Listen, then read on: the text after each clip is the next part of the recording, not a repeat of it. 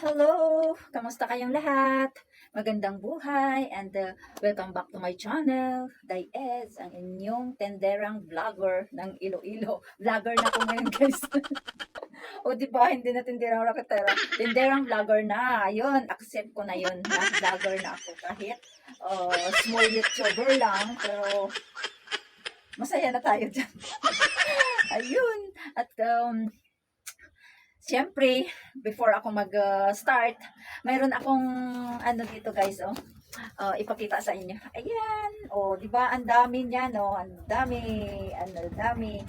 Alam niyo ba guys kung ano ito? Ito ang ebidensya ng aking utang. Utang kay grocery, di ba?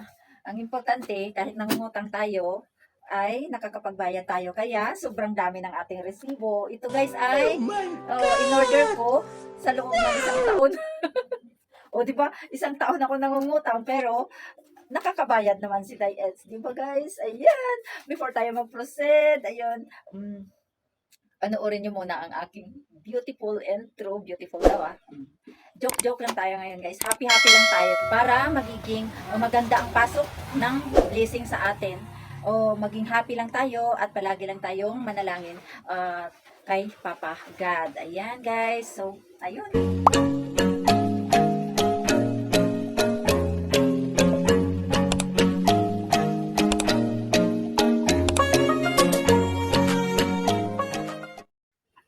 Kasi guys, ano ko to sa inyo, i-share ko ito para makabigay ako ng idea or tips, konti lang, very simple na tips na hindi naman nakakatakot ang maggamit ng ilista ni grocery.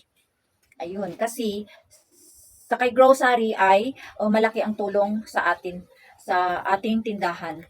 Dahil pinahihiram niya tayo ng mga paninda na wala tayong ilalabas agad-agad na puhunan. Ayun. Ayan, ang ginagawa ko dito guys sa mga resibo na to ay nilalagyan ko ng price niya kung magkano ang aking tinda dito bawat item. Tapos, nilalagay ko din dito yung kanyang total. And then, kinuha ko yung overall total. And then, binawas ko yung capital. At saka, kinuha ko yung income niya sa isang delivery ni grocery. Ayun, balik tayo kasi may bumili lang. Ayun, saan na ba tayo? Nawala na si Dayeds. Ayun guys, ang aking ginawa. At, then, ito, na-record ko yan lahat. Ayan. Ayun lahat siya guys. So, hanggang dito. Ayun. At, i-ano ko sa inyo, sa loob ng isang taon guys, naka-order ako kay grocery amount 220,933 lahat-lahat sa loob ng isang taon. O, di ba? Ito yung aking nabayaran na kay grocery sa aking inutang. Pero ito naman guys ay ikot-ikot lang. Kasi yung kanyang ano ba 'yon, yung paninda na yung ilista niya na paninda, yung mga grocery, yan ay 13,500. At yung sa inegosyo naman guys ay 8,000. So hindi ko dito sinama yung sa inegosyo, ito lahat ay resibo lang ng mga groceries lang guys ang resibo na yan. Kaya hindi kasama dito yung inegosyo. Kasi before nakapag-vlog na din ako ng about sa inegosyo, yung mga naka-earn ako at mayroon akong ginamitan doon sa aking earnings sa inegosyo ni grocery.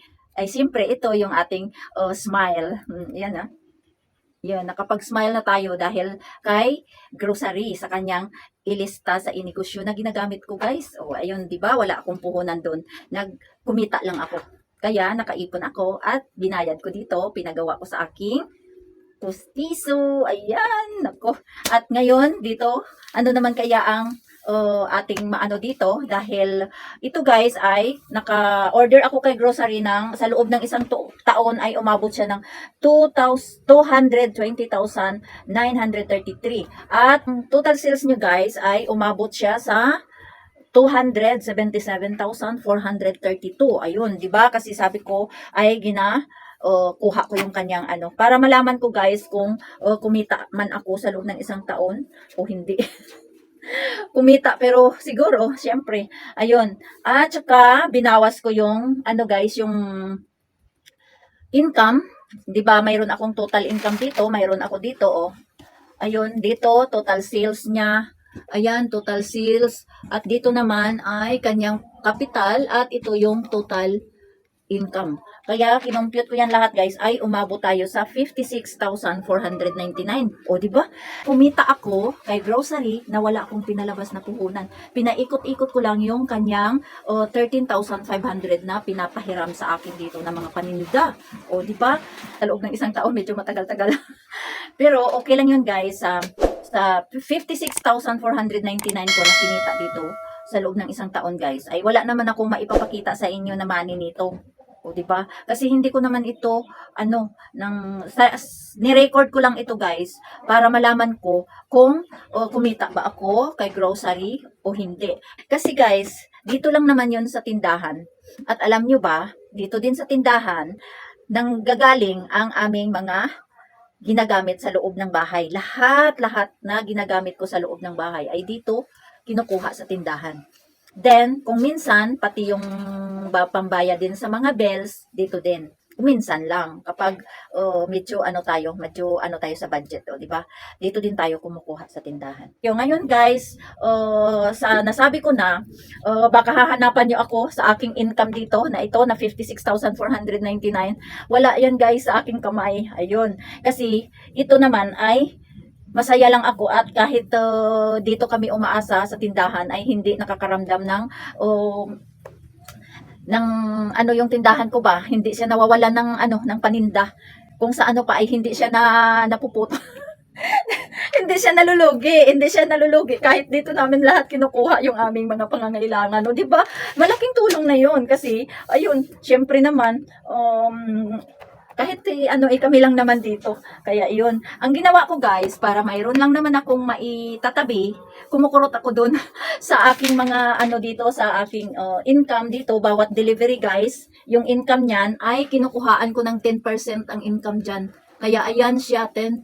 At yan ang aking iniipon. Like for example, may 1,190 ako na income. Kinuha ko yung 10% ng 1,190. Iniwan ko na yan ang 90 guys. So, 1,1 lang ang aking kinuna ng 10%. So, mayroon akong naitabi na 110. Ayun ang aking ginagawa guys. So, di ba? Mayroon pa din tayo. At ito naman guys ay ginawa ko ito para magiging ito yung aking sahod sa buong taon. Ayun. O, di ba? Malaki ba yan, guys? O maliit lang. O, di ba? Bibilangin natin dito ang aking naipon. Dito, ayun, sa mahiwagang lagayan ni Eds. Ayan, Ayun, may pangalan yan, guys, Ayun. More blessings to come. God bless. And grocery 10% net income. Ayun. O, di ba? Ayan, start January 23 hanggang December 23. Ayun. Ayan, nakasulat, may salary. O, di ba? May salary. Ganda. O, ngayon, bibilangin natin ito, guys.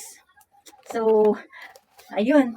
Yung akin lang naman dito, guys, ay hindi ko ito inaano. Gusto ko lang naman na ma-share sa inyo na kung ano ang aking. Ayan, guys. So, hindi ko to, guys, nilock. Kasi, minsan ay nagpapa-change dito kapag maubusan ako ng barya. Ayan guys, Ayan siya, Tingnan niyo, ayun. Ayun. Ayun siya, ayan. Di ba? Ito yung aking naipon sa loob ng isang taon para sa aking sahod. Di ba? May sahod tayo galing kay grocery. Ayan guys, ang saya-saya. Ang saya-saya. Ayan, bibilangin natin to guys Ayan ibubuhos ko na guys Ayan, ibaba ko yung camera para makita ninyo. Ayan, ibubuhos ko yan guys. Ayan Ayun. Ayun yan guys mga friends. Ayan. So, ayan guys, ang ating naipon sa loob ng isang taon galing sa ating kinita kay grocery na 10%. Ayan, di ba? At least mayroon tayong, ayan guys, nagpa-change ako dito kasi kapag wala akong barya. Ayan, pero yan lang yata kasi ito lahat ay ayan nakabukod-bukod siya kasi bawat hulog ko dito guys ay kapag dumating naghuhulog ako dito guys kapag dumating yung aking next delivery, meaning kasi naka-order na ako ulit, meaning naubos na yung, na ano na yun, nabinta na din natin yung ating last na delivery. Kaya naghuhulog na ako dito ng 10% sa aking kinita. Ayan, bibilangin natin to guys.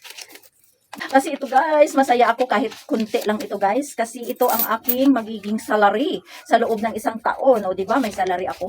At ito naman ay hindi ko pa alam kung saan ko gagamitin para sa sarili ko. Para na ito kasi sa sarili ko guys, depende na yan kung ano ang aking gustong mabili nito. Basta ito ay para sa sarili ko. Ayun guys, oh. Ayan, nakabuko, nakaano-ano kasi yan guys. Kasi kapag magpulog ako ay, ano, magkano yung 10% ng tinubo ko sa tubo ko, yun ang kinukuha ko lang guys. Ganun lang siya. Kaya sana huwag niyo akong hanapan ng ano ha, ng 56,000 na tubo kay galing kay grocery kasi wala na yun guys sa kamay ko. Na ano na yun, nagastos na yun. At saka yun dito, yung natira nating paninda dito na nakaano dito sa ating tindahan, yun na siya. Yan na. Kasi simula nung nag-grocery ako guys, ay unti-unti kong kinuha at may pinagdagamitan ako sa pera na pinuhunan ko dito. Kinuha ko lang yun ang aking sariling puhunan. Ayun. Para masabi ko na kung ano ang dito sa tindahan ngayon ay ito ay income na ni tindahan ni Edna Store. Hindi na yan o puhunan ni Edna. So, diba? Hindi na puhunan ni Edna kung ano man ang mayroon dito sa tindahan. Ayun, bibilangin natin itong tigli 5. Ayun.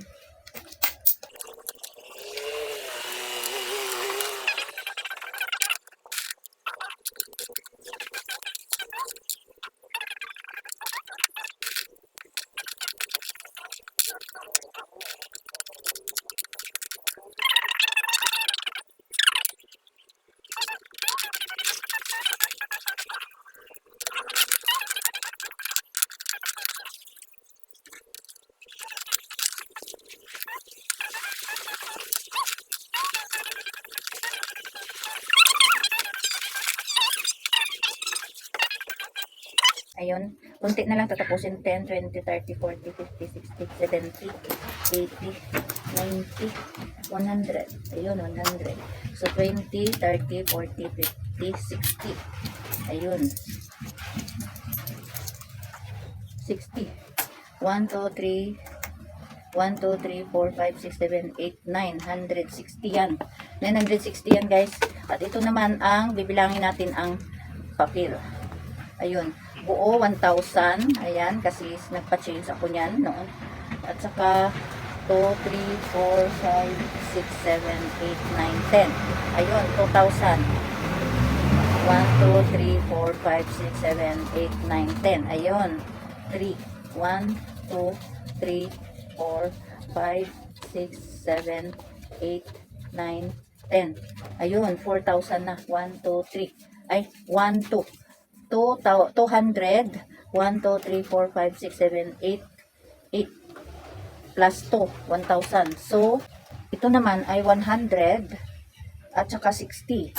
So, mayroon tayong 1,000, 1, 2, 3, 4, 5. 5,160 guys ang aking naipon. Basta ito lang ang laman niya. Hindi ko alam kung ano, basta ito lang ang naipon ko sa para sa aking sahod. O diba may sahod ako guys? Ang laki-laki, 5,160 ang sahod ni Diets. Ayun, ayun lahat guys. Oh. Ayun. So ngayon guys, wala pa naman akong plan kung ano nito. Kasi ito guys ay ano na to, yung parang ano na natin talaga ito guys. Kasi hindi na, nasabi ko na, hindi ko na yung makikita. Yung ano ko kasi dito na yan sa tindahan. Mga paninda pa rin yun yung ano. Kasi nga, sa totoo lang guys, nakuha ko na yung mga dati kong pinhunan dito. Simula nung nag-grocery ako. So, ayun. At saka ngayon guys, mayroon na naman akong ano, kasi may 2 order na ako ngayong 2024 kay grocery. Ayan. Yung unang order ko guys kay grocery ngayong taon 2024 ay dumating noong January 1. At ang second order ko guys ay dumating noong January 17. So mayroon na tayong 2 order ngayong taon, January, buwan ng January. Ayan guys. At iipunin ko na naman ito guys para at least makastart na naman ako ulit ng ipon dito para may sahod na naman ako sa end of the year. Ayun ang aking gagawin. Para na lang ito guys, mayroon din tayong masasabi na para talaga sa atin. Yun ang gagawin ko. Mag-iipon ako base sa resibo ni grocery. Hindi ko na yan guys ipinapakialaman yung mga binibili ko sa bayan or binibili ko sa city, yung mga soft drink, mga beer, mas malaki yun ang income natin doon. Kaya siguro hindi naaapektuhan yung aking tindahan kasi kung minsan dito din ako kumukuha o hindi ko na nililista, wala nang lista-lista yun, basta dito lang ako, ang sa isip ko lang ay basta mababayaran ko lang si grocery ay okay na yun. At medyo mapalago-lago natin yung tindahan unti-unti. Ayan lang guys. So, dito na lang magtatapos. Sanay nakabigay ako ng magandang tips and ideas kung paano tayo mag-ipon ng ating tinubo sa tindahan.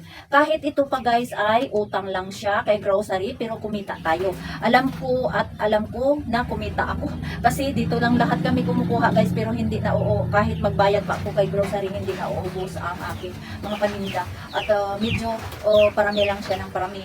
Hindi naman siya nawawalan. Ayan guys, maraming salamat sa inyong panonood hanggang dulo. Kung umabot kayo dito, ayan, nakita nyo naman, ayan siya, barya-barya talaga siya. Kasi iniipon ko talaga ito na para sa akin. Di ba? Ayan lang guys ang aking mabigay sa inyong tips.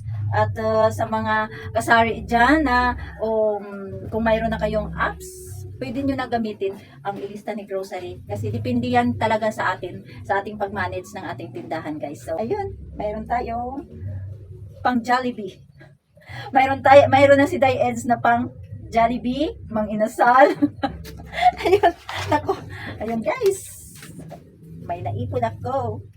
Dito na lang guys, magtatapos ang aking vlog for today. Araw ng Wednesday, January 31. Tapos na guys, end of the month na tayo. February na naman. And Heart Day na naman tayo. Araw na naman ng pag-ibig guys. Ayun.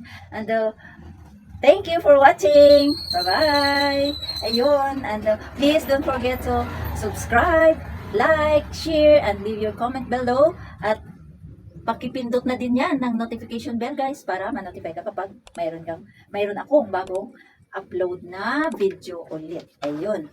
So, magandang buhay and happy selling mga kasari. God bless everyone.